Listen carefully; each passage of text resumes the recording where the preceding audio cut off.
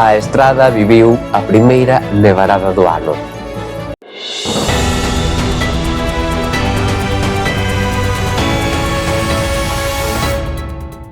Moi boas tardes, señoras e señores, benvidos a este xornal semanal.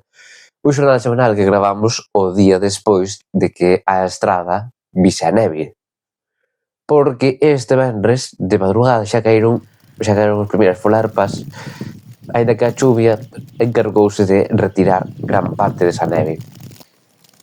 Sería xa a tarde, ás 6 da tarde, cando a xente puido desfrutar da neve con esta nevarada que en cuestión de minutos xa deixou pequenos acumulados que permitían xogar ca neve. Despois, durante a noite, tamén caíron algunhas folarpas.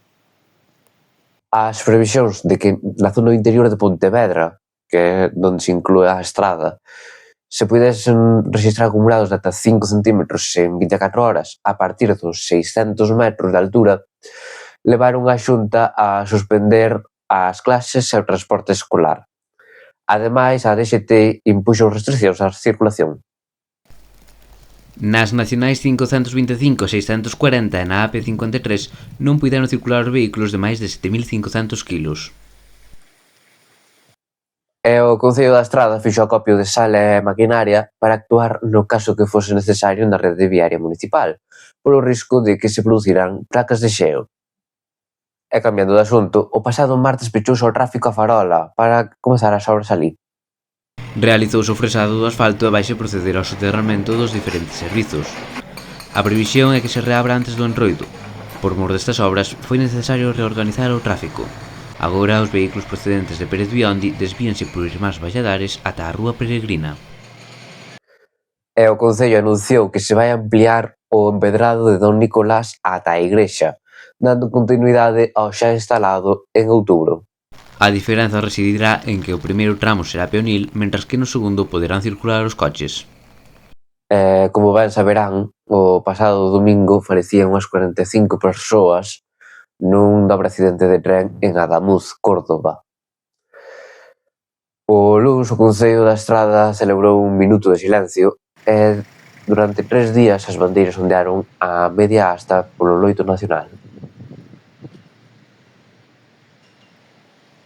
O Concello sopesa instalar cámaras de vixilancia no matadoiro municipal e na contorna do Punto Limpo para evitar novos vertidos. Estamos un poco en ese punto en el que si no se formaliza la participación de la administración dentro del proyecto, pues ya vemos que el proyecto no va a poder continuar. Esas declaracións fixoas Ani de la estación aquí no Xornal da Estrada hai uns meses. Esta semana anunciou que van reestructurar o proxecto de la estación pola falta de apoio institucional. A Estrada puxo en valor o sector agrogandeiro. E este venres presentouse a programación do Entroido da Estrada que poden consultar na web do Xornal da Estrada.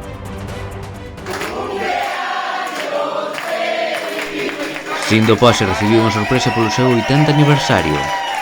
E antes de rematar, saiban que neste proceso de recuperación paulatino do xornal semanal xa temos disponible na nosa web as ligazóns ás noticias da semana. Ademais, a vindeira semana faremos un especial sobre vivenda aquí no xornal semanal. Moitas grazas por estar aí e vémonos a semana que ven.